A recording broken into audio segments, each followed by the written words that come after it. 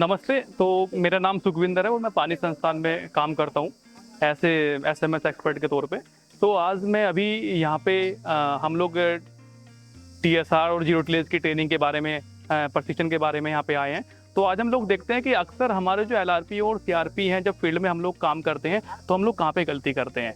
तो मुख्य रूप से जो है कि जब भी हम लोग अपनी मशीन को कैलिब्रेट करते हैं, उसको सेटिंग करते हैं, तो हम लोग समतल जगह पे रख के उसको पहले समतल जगह पे रखें, तभी उसके बाद हम उसकी गहराई, उसमें कितना बीज गिर रहा है, कैसे उसको हम लोग सेट करते हैं, ध्यान रखना चाहिए। तो सबसे पहले ज़रूरी बात होती है कि उसको समतल जगह पे रखें।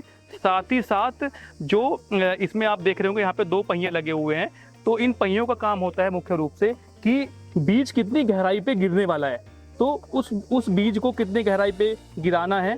तो ये मुख्य रूप से गहराई नियंत्रण का काम करते हैं, जिसको हम लोग एकदम अंतिम डीएसआर के केस में, धान के केस में, जिसको हम लोग अंतिम चूड़ी पे रखते हैं, ऊपर से और नीचे से एकदम टाइट कर देते हैं। दूसरा, आप लोग देख रहे हैं कि इसमें पीछे एक निगरानी करने के लिए एक स्टैंड लगा हुआ है। तो जब भी हम लोग इसमें बीज बुआई करते हैं तो इस पे जरूर एक व्यक्ति बैठा रहे और देखता रहे कि प्रॉपर इसमें बीज और खाद गिर रहा है या नहीं गिर रहा। अगर नहीं गिर रहा है तो हम मशीन को रोकें और उनके पाइपों को चेक करके उसमें निरंतर बीज गिरे, ये सुनिश्चित करें। अब आप इसमें देख रहे हैं कि हमारे इसमें 2 बॉक्स लगे हैं। एक आगे वाला बॉक्स ये हमारा मुख्य रूप से बीज का बॉक्स है और ये वाला बॉक्स हमारा खाद का बॉक्स है। तो इसमें जब भी हम लोग बीज गिराते हैं तो बीज गिराने के लिए इसमें मुख्य रूप से यहाँ पे एक छड़ लगी है, जिस छड़ में सुराग दिए हुए हैं। तो एक सुराग 2 केजी बीज प्रति एकड़ गिराता है। लेकिन अगर यदि हमें 10 से 12 किलो बीज प्रति एकड़ गिराना है तो हम लोग इसको नीचे से 1 2 3 4 5 6 पे हम लोग सेट कर देते हैं।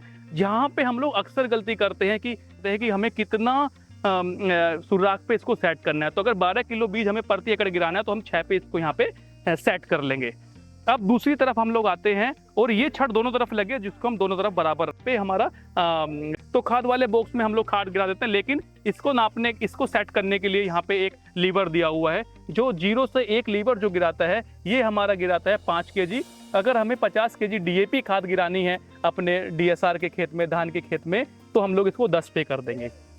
बस ध्यान ये रखना है कि इसमें कोई भी दानेदार खाद, कोई भी पाउडर वाली खाद या लिक्विड वाली खाद इसमें ना डालें, इससे हमारी मशीन के जाम होने का खतरा रहता है।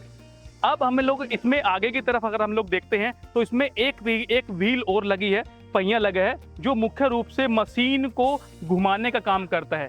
जितने भी मशीन में हमारे ये चैन लगी हैं, यही चक्र है जो पूरी मशीन को घुमाता है।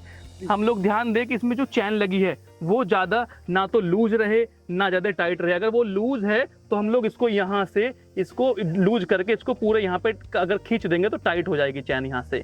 इसी प्रकार हम लोग इससे पूरा का पूरा मशीन की चैन प्रक्रिया सही से कर रही है नहीं कर रही है, यही हमारा बॉक्स नियंत्रण करता है। मुख्य रूप से मशीन में 11 फार लगे हुए हैं और हर फार के साथ में 2 पाइप लगे हुए हैं।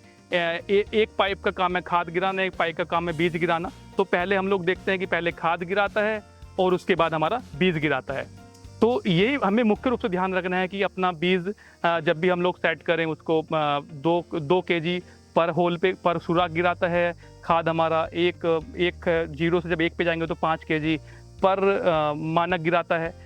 और तीसरा हमें ये ध्यान देना होता है कि हमारा 2.5 सेंटीमीटर से ज़्यादा गहराई पे धान के बीज की बुआई ना हो।